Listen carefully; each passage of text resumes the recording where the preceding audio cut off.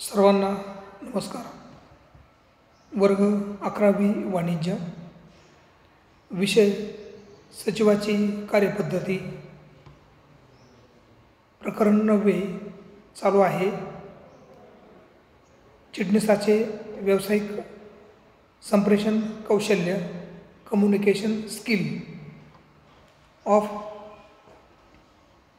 Business secretary. Lecture number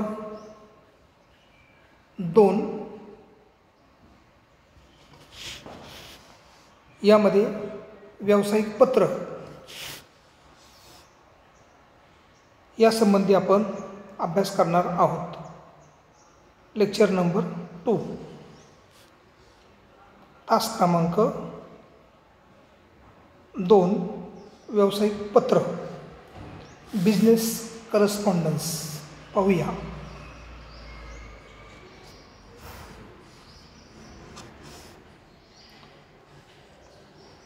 व्यावसायिक पत्र 9.7.1 व्यावसायिक पत्र, बिझनेस करस्पॉन्डन्स.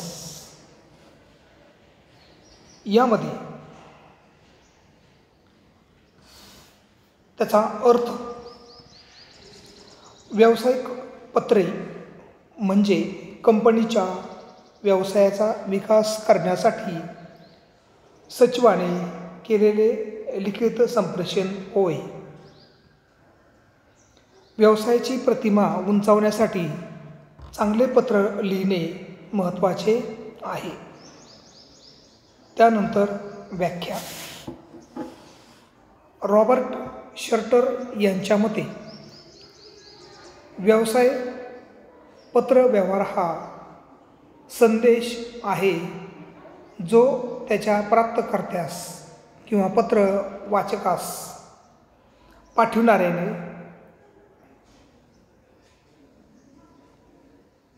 इच्छित असलेल्या काही कृती किंवा वृत्ती करण्यास प्रवृत्त करण्याचा प्रयत्न करतो. म्हणजेच व्यावसायिक पत्राचा उद्देश हा प्राप्तकर्त्यास, स्वीकर्त्यास, पत्र वाचकास संदेश समजणे इतकाच नसून तर त्याला आवश्यक ती कृती, ॲक्टिव्हिटी करण्यास किंवा निर्णय घेण्यास प्रवृत्त करणे हा आहे. आता यामध्ये पत्राची रचना किंवा संरचना किंवा आराखडा, लेआउट म्हणजे पत्राचा layout of business letter, layout of business letter. संरचना किंवा आराखडा म्हणजे लेआउट. पत्राच्या विविध भागांची योग्य मांडणी किंवा पत्रांची संरचना किंवा डिझाईन असेही म्हटले जाते. वाचकावर चांगला प्रभाव निर्माण करण्यासाठी अंतर्गत मांडणी योग्य असणे आवश्यक आहे. इंटरनल लेआउट किंवा इंटरनल स्ट्रक्चर.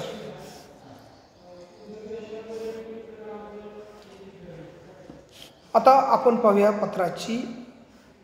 व्यावसायिक पत्राची संरचना किंवा आराखडा. आपल्यासमोर एक लेआउट मी दिलेला आहे. पाहूया आता हा लेआउट काय सांगतो ते. व्यावसायिक पत्राचा आराखडा, लेआउट.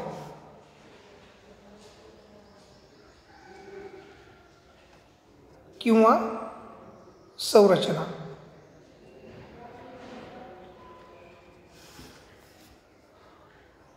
हे आपलं A4 साईजचं पेपर आहे आणि A4 साईजच्या पेपरवर किंवा स्वच्छ आणि पांढरशुभ्र गुळगुळीत आणि एक्झिक्युटिव्ह बॉन्डवर अशा पद्धतीने आपण पत्र लिहून पत्रवाचकास पाठवित असतो.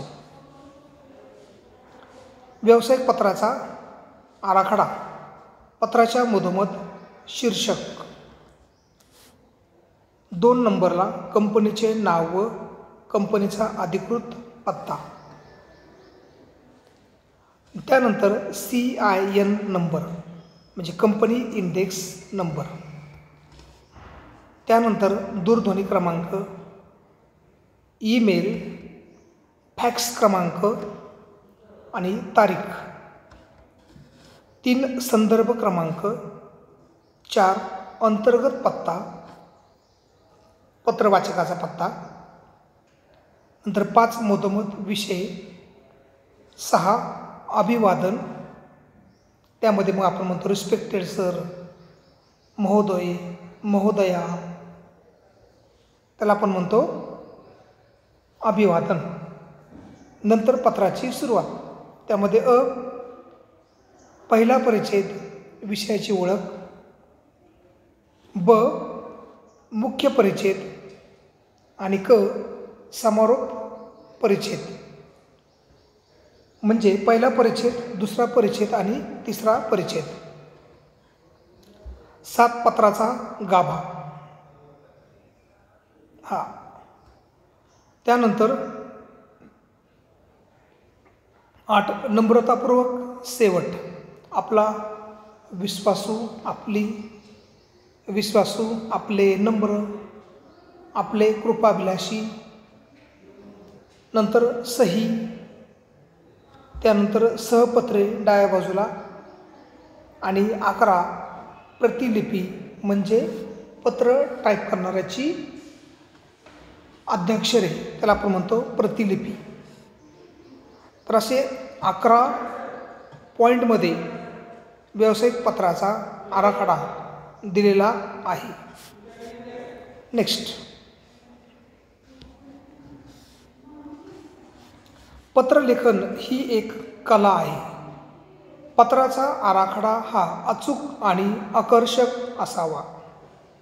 सध्याच्या काळात विविध सलेखनाचा वापर केला जातो.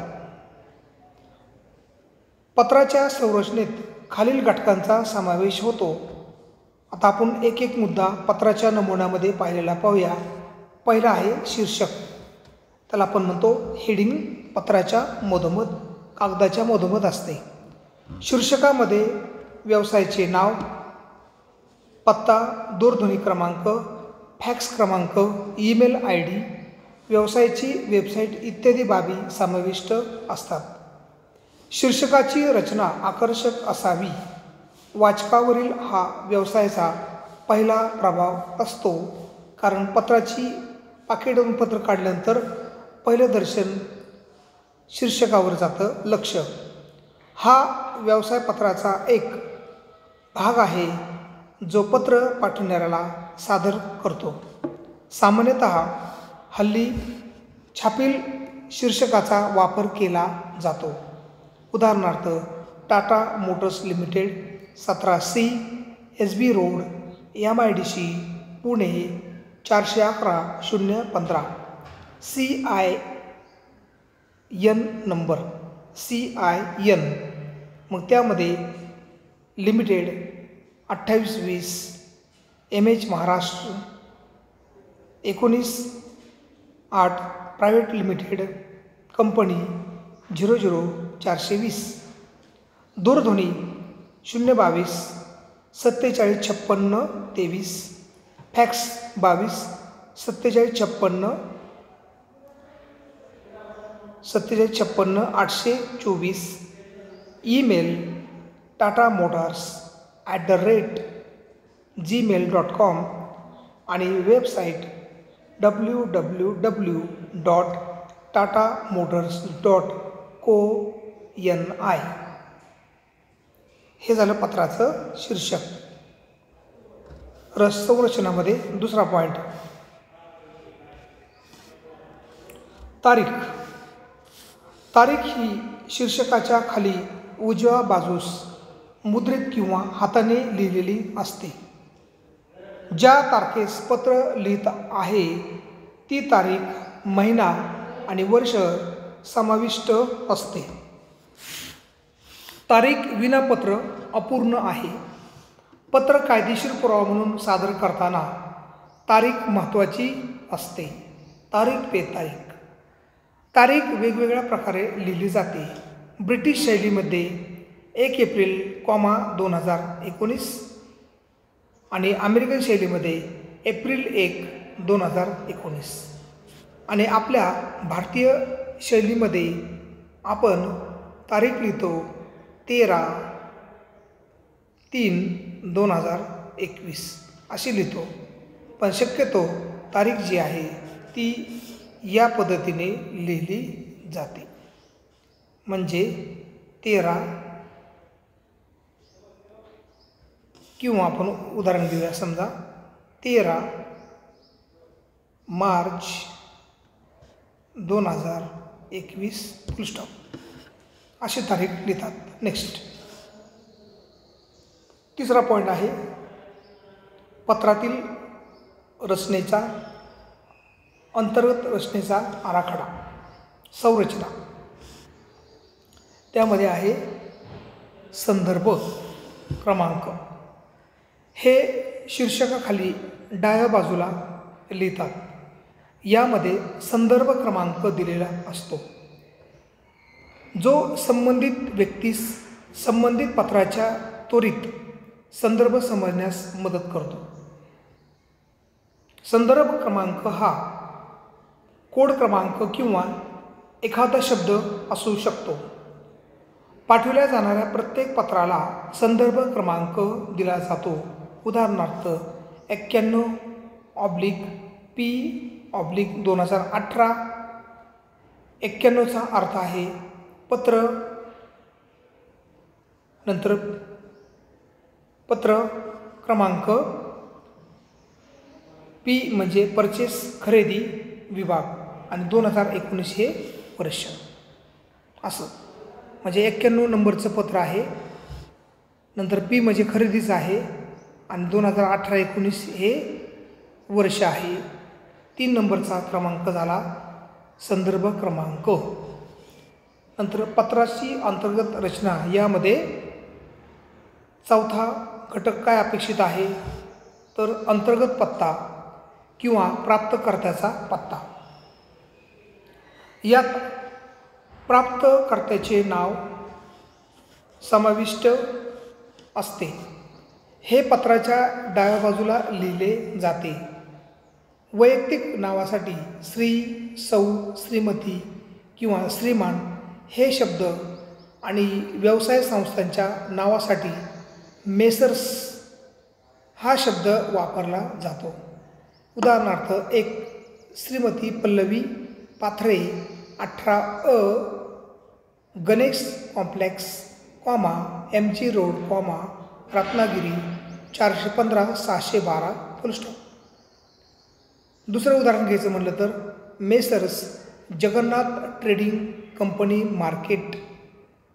Measure Jagannath trading company market yard Sangli 416 next. त्यानंतर विषय subject the matter of letters.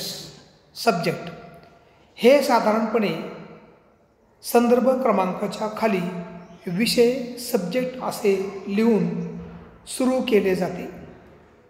व्यावसायिक पत्र ज्या हेतूने लिहिले जाते त्यासंबंधीचे पूर्ण विधान म्हणजे पत्राचा विषय होय. हे पत्राचा उद्देश दर्शविते. विषयामुळे पत्र वाचल्याशिवाय वाचकास पत्रांचे महत्त्व कळते. तसेच संबंधित विभागास किंवा विभागाकडे पाठवण्यास मदत करते आणि त्वरित नस्तीकरण म्हणजे फायलिंग करणे शक्य होते. उदाहरणार्थ चालू खाते उघडण्याविषयी. त्यानंतर 6 अभिवादन म्हणजे नम्रतापूर्वक सुरुवात. पत्राच्या लेखकाकडून किंवा पत्रकर्त्याकडून किंवा सेंडरकडून पत्राच्या लेखकाकडून वाचकांना अभिवादनपर संज्ञा लिहिली जाते. हे वाचकांच्या मनावर सकारात्मक प्रभाव पाडते. उदाहरणार्थ आदरणीय, महोदय, महोदया किंवा सन्माननीय महोदय किंवा महोदया. नेक्स्ट. त्यानंतर 7 पत्राचा गाभा, मुख्य मजकूर. हा व्यवसाय पत्राचा सर्वात महत्त्वाचा भाग आहे. यात पत्र प्राप्तकर्त्यासाठी वास्तविक संदेश असतो. हा संदेश परिच्छेदामध्ये विभागून लिहिणे आवश्यक आहे.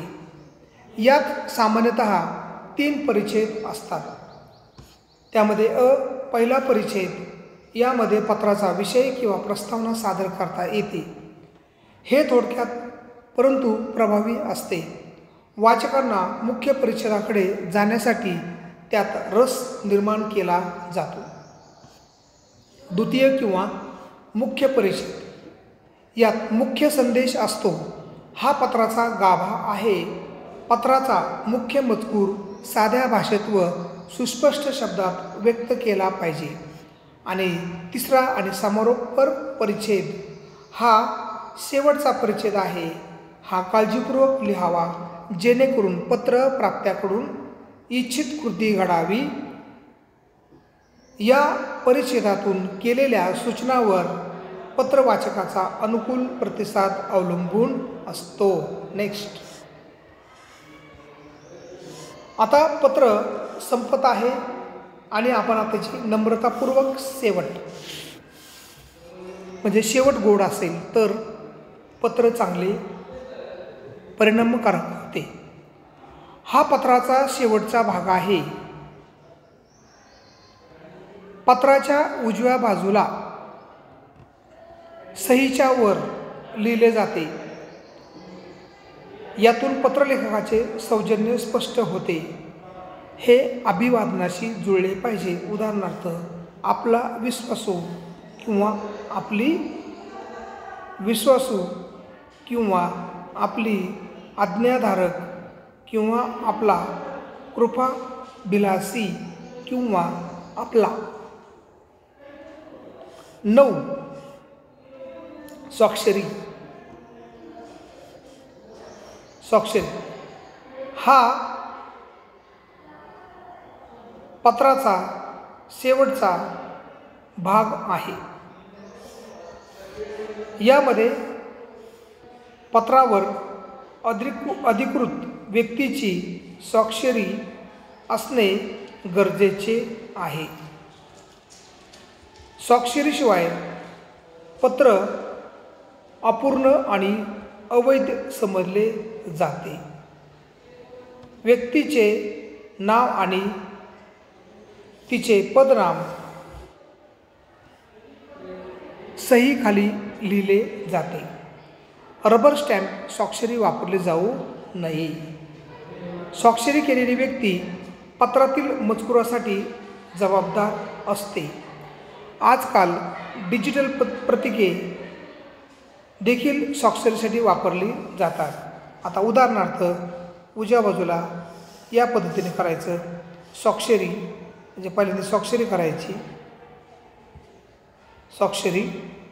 त्याच्यानंतर मग काय करायचं, नाव लिहायचं, शर्मा, पूर्ण नाव लिहायचं आणि पदनाम MD, मॅनेजिंग डायरेक्टर. अशा 3 गोष्टी आल्या पाहिजेत. त्यानंतर नेक्स्ट, संलग्न किंवा सहपत्रे.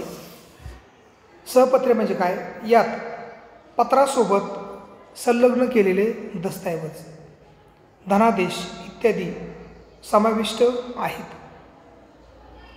डाव्या बाजूवर लिहिलेल्या सहपत्र शब्दाद्वारे ते दर्शविले जाते. जर कागदपत्र एकापेक्षा अधिक असतील तर ते क्रमांकित केले पाहिजे आणि अनुक्रमित केले जावे. हे प्राप्तकर्त्यास दस्तऐवज तपासण्यास मदत करते. उदाहरणार्थ, सहपत्रे, एक संचालक मंडळाच्या ठरावाची प्रत, 2 संचालकांची नमुना सही, 3 कार्बन कॉपी नोटेशन CC प्रतिलिपी. आणि आता सर्वात शेवटी 11वा मुद्दा, प्रतिलिपी म्हणजे शॉर्ट वर्ड. आपल्या नावाचे शॉर्ट वर्ड त्याला आपण म्हणतो प्रतिलिपी. जर पत्रांची प्रत एकाच वेळी अनेक व्यक्तींना पाठवलेली जात असेल तर ती CC 2 अक्षरांनी दर्शवली जाते आणि हे सहपत्राच्या खाली डाव्या बाजूस लिहिले जाते. CC म्हणजे करस्पॉन्डन्स, म्हणजे प्रतिलिपी म्हणजे कोणाला पत्र कोणाकोणाला त्याच्या कॉपी टू.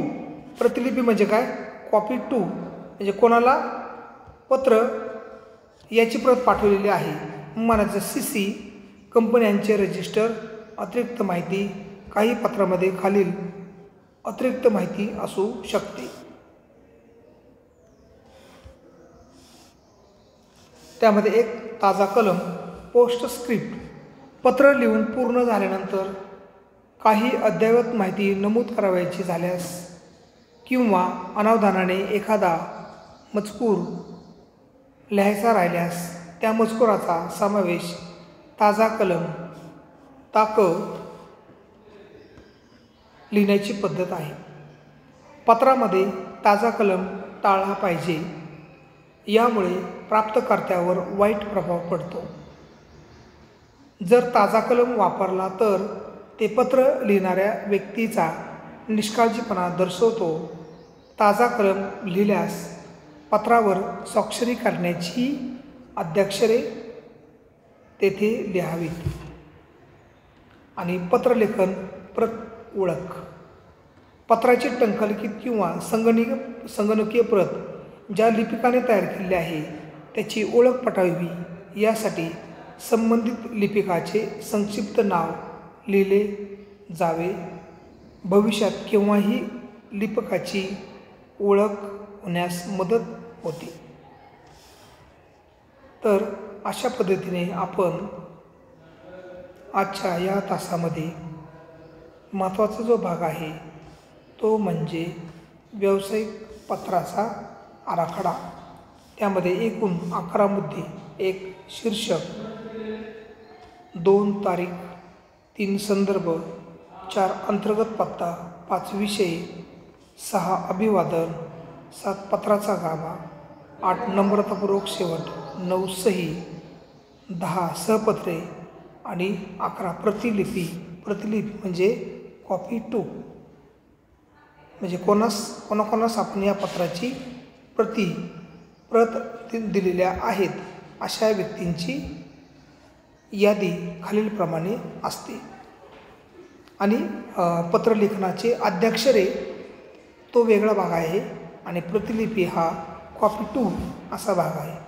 तरी सर्व स्टुडंटने आलेला व्हिडिओ आणि पुस्तकातील अभ्यास आणि व्हिडिओ मॅच करून